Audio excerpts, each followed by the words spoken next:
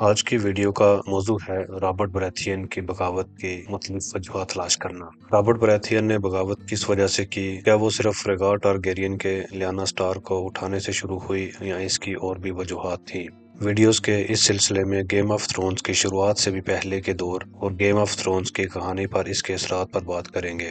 اکثریت کا خیال ہے کہ رابرٹ کی بغاوت ریگار کے لیانا کو اٹھا لے جانے اور اس کے بعد نیڈ سٹارک کے باپ اور بھائی کو بادشاہ ایرس ٹارگیرین کے قتل کرنے کے بعد شروع ہوئی۔ لیکن بغاوتیں اور جنگیں چھوٹی باتوں سے ہی شروع نہیں ہوتی، بلکہ ان کے پیچھے بہت سارے عوامل کار فرما ہوتے ہیں اور اس بغاوت کی جڑیں بھی بہت گہری ہیں۔ رابرٹ براتھین کی بغاوت کے عوامل کو سمجھنے کے لیے ان واقعات سے بھی پیچھے آخری بلیک فائر بغاوت کی لڑائی اور اس میں لڑنے والے بڑے گھرانوں کے لارڈز کے جانشینوں کے بارے میں جاننے کی ضرورت ہے۔ آخری بلیک فائر بغاوت کو 9 پینی کنگز کی جنگ کہا جاتا ہے، جس میں میلس بلیک فائر جہارس ٹارگیرین کے دور میں ویسٹروس پر اپنے اتحادیوں سمیت حملہ آور ہوتا ہے۔ اس لڑائی میں ولی عہد ایرس ٹارگیرین، کیسلی راک کا اس وقت کا جانشین ٹائیون لینسٹر، رابرٹ براتھین کا باپ سٹیفن براتھین، جان ایرن، کیٹلین سٹارک کا باپ ہوسٹر ٹلی اور نیڈ سٹارک کا باپ ریکارڈ سٹارک نائٹس کی حیثیت سے اپنے اپنے سپاہیوں کے ساتھ حصہ لیتے ہیں اور لڑائی میں فتح کے بعد دوست بن جاتے ہیں اور ایک قسم کا اتحاد کر لیتے ہیں تاکہ ملک میں اثر و رسوخ بڑھایا جا سکے۔ وقت گزرتا ہے اور اوپر بیان کیے گئے تمام نوجوان نائٹس اب اپنے اپنے علاقے کے لارڈز بن جاتے ہیں۔ ایرس ٹارگیرین بادشاہ بن جاتا ہے جس کا ہین ٹائیون ہوتا ہے اور سٹیفن براتھین بھی اس کا اچھا دوست اور کونسل میں وزیر ہوتا ہے۔ سٹیفن براتھین اپنے بڑے بیٹے رابرٹ براتھین کو، جو کہ سٹورمز اینڈ کا جانشین بھی ہوتا ہے، ایری میں جان ایرن کی شاگردی میں بھیجتا ہے۔ لارڈ ریکارڈ سٹارک بھی اپنے درمیانے بیٹے نیڈ سٹارک کو جان ایرن کی شاگردی میں بھیجتا ہے، جہاں رابرٹ اور نیڈ اچھے دوست بن جاتے ہیں۔ یہاں سٹارک خاندان کی روایات اور خاص طور پر لارڈ ریکارڈ سٹارک کے بارے میں تفصیل سے بات کرنا ہوگی۔ صدیوں سے سٹارکس شمال پر ونٹرفیل سے حکومت کرتے آ رہے ہیں، ٹارگیرین کی آمد سے پہلے بطور بادشاہ اور ٹارگیرینز کی آمد کے بعد لارڈز کے طور پر۔ شمال پر اپنی پوزیشن مستحکم رکھنے کے لیے وہ اپنے ماتحت لارڈز میں ہی شادیاں کرتے تھے تاکہ کوئی بھی بغاوت نہ کر سکے۔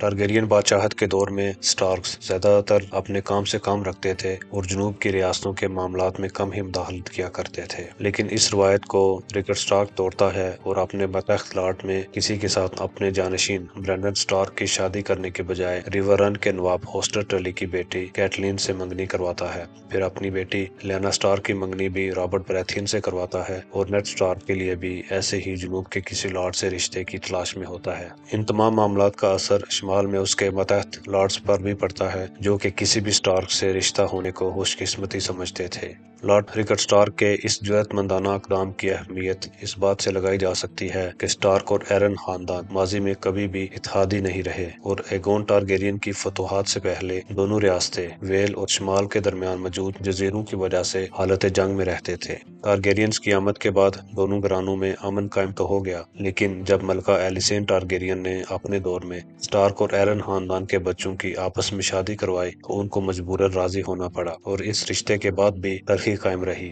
اس کے علاوہ سٹارک خاندان پرانے خداؤں کو پوجتا تھا اور جنوب میں اکثریتی مذہب سیون تھا، اس لیے اگر کوئی سٹارک ٹلی عورت سے شادی کرتا ہے تو ان کے بچوں میں پرانے خداؤں کی بجائے مذہب سیون کا اثر بھی ہوگا، جیسا کہ نیڈ سٹارک کے بچوں میں سے سانسا سٹارک پرانے خداؤں کے ساتھ ساتھ اپنی ماں کے خداؤں کی بھی عبادت کرتی ہے۔ یہاں سوال یہ پیدا ہوتا ہے کہ ریکارڈ سٹارک نے جنوبی ریاستوں کے ساتھ تعلقات بڑھانے میں اتنی گرم جوشی کیوں دکھائی اور اس کا مقصد کیا تھا؟ اس کا جواب آ ڈانس ود ڈریگنز میں باربری ڈسٹن، جو کہ لارڈ ریکارڈ سٹارک کے جانشین برینڈن سٹارک سے پیار کرتی تھی اور اس سے شادی کے خواب سجائے بیٹھی تھی، دیتی ہے کہ ریکارڈ سٹارک کو جنوب کی سیاست کا حصہ بننے پر اس کے مسٹر ویلس نے اکسایا۔ مسٹر ویلس ونٹرفیل کا مسٹر تھا جو کہ رابرٹ کی بغاوت کے وقت غائب ہو گیا اور اس کی جگہ ریوران سے کیٹلین ٹلی کے ساتھ آئے ہوئے مسٹر لوون نے لی۔ باربری ڈسٹن اس مسٹر ویلس کے ساتھ ساتھ تمام مسٹرز کے شجرہ نسب کا بھی ذکر کرتی ہے کہ جب بھی کوئی نیا شاگرد مسٹر بنتا ہے تو وہ صرف اپنے پہلے نام سے ہی پکارا جاتا ہے اور اس طرح وہ کون ہے، کہاں سے آیا ہے، کس خاندان سے ہے، اس کا ذکر نہیں ہو پاتا۔ اس کی ایک مثال مسٹر ایمن ہے، جو کہ کیسل بلیک پر مسٹر تھا اور زیادہ تر نائٹس واچ کو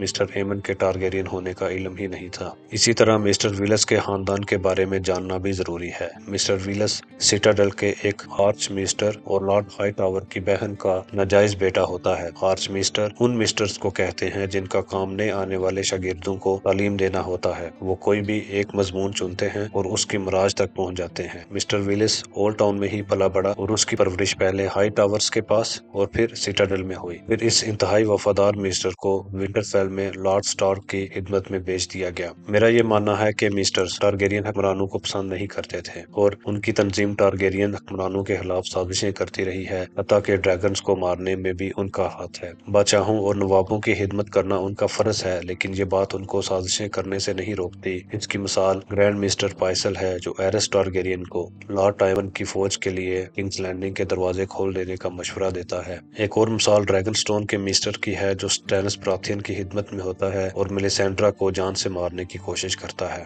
ہیر میسٹرز اور ان کی تنظیم کی بنیاد اور ان کے ٹارگیرینز کے خلاف پروپیگنڈے پر الگ ویڈیو میں تبصرہ کروں گا۔ اسی مسٹر نے لارڈ ریچرڈ سٹار کو قائل کیا کہ وہ شمال سے نکل کر جنوب کے معاملات میں دخل دے اور خود کو ایسے اتحاد کا حصہ بنائے جو وقت آنے پر ٹارگیرینز کے خلاف اپنا کردار ادا کر سکے۔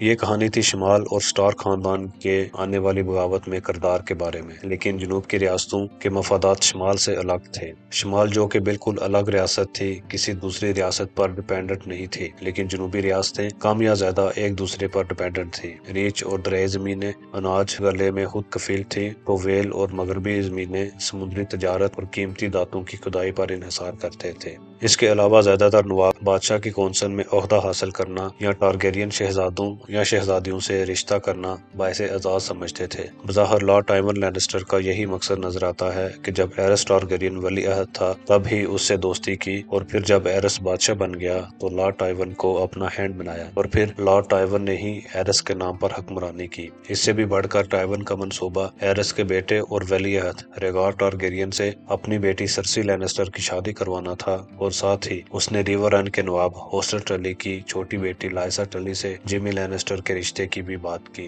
لیکن ٹائون لینسٹر کے پلان کو بڑا دھچکا ایرس ٹارگیرین کے پاگل پن سے لگتا ہے۔ سب سے پہلے وہ ریگار کی سرسی لینسٹر سے شادی سے انکار کرتا ہے، اور پھر سٹیفن براتھین کو شہزادے کے لیے سمندر پار ایسوس سے ولیرین نسل کی کوئی دلہن لانے کا کہتا ہے، جس سے ٹائون لینسٹر مایوس ہوتا ہے اور اپنے عہدے سے استعفیٰ دے کر کیسلی راک چلا جاتا ہے۔ جب سٹیفن براتھین ایسوس سے خالی ہاتھ لوٹتا ہے تو ایرس ریگار کی شادی ڈون کی ایلیا مارٹل سے کر دیتا ہے۔ سٹیفن براتھین ایسوس سے واپسی پر سمندری طوفان کی ضد میں آ کر اپنی بیوی سمیت مر جاتا ہے، اور رابرٹ براتھین سٹورمز اینڈ کا نواب بن جاتا ہے۔